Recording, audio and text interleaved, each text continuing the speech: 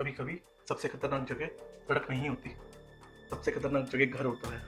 हाँ दोस्तों, आज की कहानी है एक ऐसे घर की जो बाहर से बिल्कुल नॉर्मल था।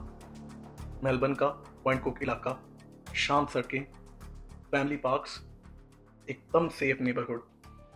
और यहीं रहती थी 35 साल की चैतन्या, जिन्हें सब श्वेता कहते थे। वह काम करती थी, एक माँ थी, और बाहर से देखने पर सब कुछ ठीक लगता था। लेकिन क्राइम स्टोरीज में सब कुछ ठीक लगना अक्सर सबसे बड़ा धोखा होता है। उस दिन भी कुछ अलग नहीं दिखा। ना कोई चिंक, ना कोई इमरजेंसी कॉल, बस एक और दिन जो खत्म होना चाहिए था। लेकिन उसी दिन घर के अंदर कुछ ऐसा हुआ जो कभी बाहर नहीं आना चाहिए था।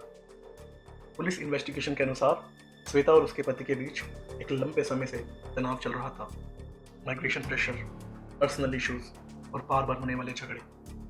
झगड़े छोटे थे लेकिन लगातार थे, और लगातार झगड़े एक दिन विस्फोट बन जाते हैं। इन्वेस्टिगेटर्स के मुताबिक उस दिन एक बहस हुई। बहस बढ़ी, गुस्सा हावी हुआ, और उसी गुस्से में श्वेता का मुंह दबा दिया गया। एक पल, और सिर्फ एक पल, यही एक इंसान ने सोचना बंद कर दिया। कमरे में सन्नाटा था, लेकिन ये शांति डरावनी थी। अब सवाल था, अब क्या? और यहीं से कहानी और अंधेरी हो जाती है। शव को घर से बाहर ले जाया गया। ये सूटकेस में नहीं, किसी कार बूट में नहीं, एक व्हीली बिन, एक कूड़ेदान, और उसे मेलबर्न से लगभग 40 किलोमीटर दूर बकली नाम के इलाके में फेंक दिया गया। जैसे वो कोई इंसान नहीं, कोई कूड़ा हो। और इसके बाद एक और फैसला लिया गया। बच्चे को भारत में नाना नानी के पास छोड़ दिया गया, और आरोपी देश छोड़कर चला गया। भागना अक्सर गिल्ट की भाषा होती है। मीडिया रिपोर्ट्स के अनुसार बाद में भारत में ससुराल वालों को फोन किया गया, और वही बात कही गई जो आज पुलिस रिकॉर्ड्स का हिस्सा है। एक झगड़ा, एक गलती और एक मौत। विक्टोरिया पुलिस ने इस मामले को मर्डर इन्वेस्टिगेशन माना। क्राइम सीन्स बनाए गए, एविडेंस इकट्ठा किया गया, लेकिन आरोपी देश से बाहर था, और आज भी देश से बाहर है। और न्याय वहीं रुक गया।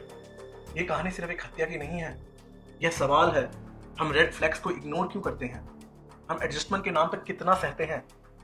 याद रखिए, गुस्सा कभी एक्सीडेंट नहीं होता, और कंट्रोल कभी प्यार नहीं होता, और डर कभी भी नॉर्मल नहीं होता।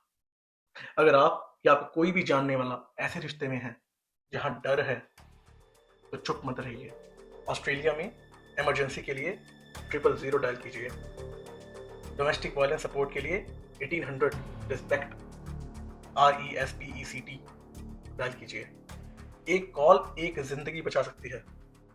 श्वेता की कहानी यहीं नहीं खत्म होनी चाहिए, क्योंकि अगर हमने इससे कुछ नहीं सीखा तो अगली कहानी किसी और की होगी, और शायद तब बहुत देर हो चुकी होगी। अब इजाजत दीजिए।